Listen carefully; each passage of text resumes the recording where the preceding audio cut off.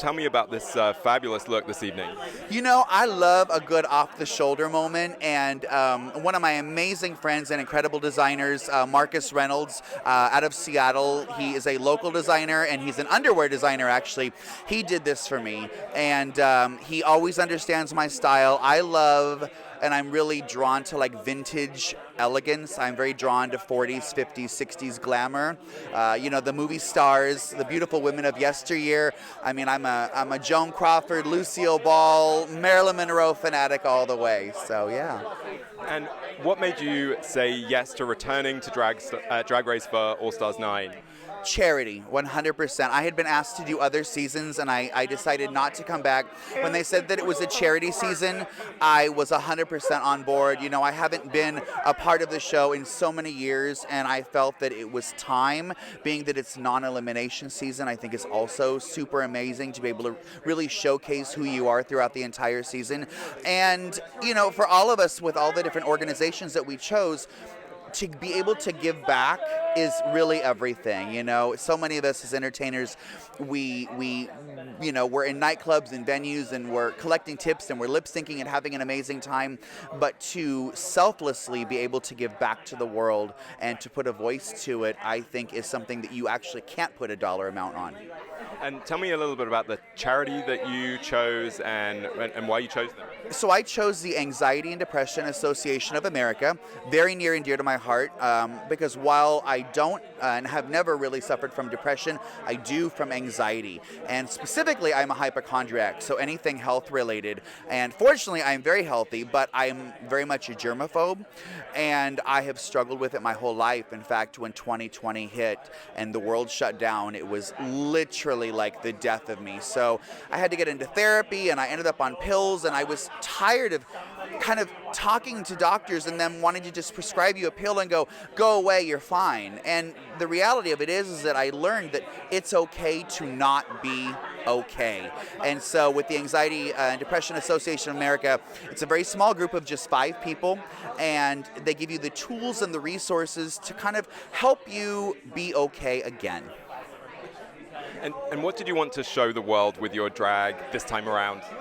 You know, this time around, I just wanted to show an evolution of who I am. You know, I'm 44. I'm going to be 45 very soon. In fact, we started filming last year on my birthday, July 3rd. So that was kind of crazy. But, you know, I wanted to be able to show new fans, people that weren't even around or didn't even know of anything about Season 1 or All-Star Season 1, kind of who Shannel is, and just, you know, kind of a comeback, if you will. Because you are not just one of the OGs, you are the OG.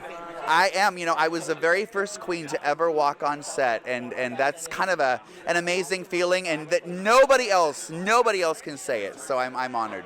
And what was it like being part of this cast on All Stars 9?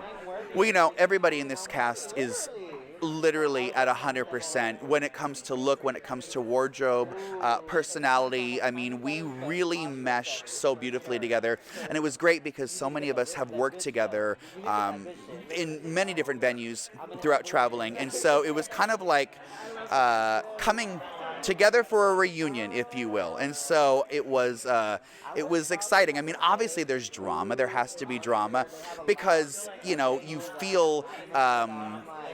feel extra pressure because you're not competing for yourself, you're competing for others. And so it was a different type of a feel in the competition, but it was overall an amazing experience. And what has drag meant to you in your life? Well, I'm nearly 30 years in the business now, and I am so fortunate that I've had the longevity that I've had. In fact, aside from COVID, I've never stopped working. And to be part of a legacy that RuPaul's Drag Race is and what it has become is so phenomenal. You know, in Season 1, there was no blueprint. There was nothing to kind of goal yourself from. And now to see the show 16 years later and the evolution of what it's become is so phenomenal because, you know, drag is no longer taboo and the queer culture is so beautifully embraced, and I'm so happy that the world is truly getting the taste of who and what we are and that we're not going anywhere. We're we're here to stay. So it's a beautiful thing. And how can drag save the world? Drag saves the world all the time. I think drag saves lives. In fact, it's crazy because the amount of emails and messages that I will get on social media from people saying to me, seeing you on TV saved my life. And you think that that's so silly, and you kind of don't necessarily take it for what it is. But when you really delve into it and you think deeply about it, and you're like, wow, like who I am and what I do or what I said really did help someone. And so, again, it's something you can't put a price on. And that's an honor. That's a beautiful thing. Thanks so much. You're welcome. Thank you.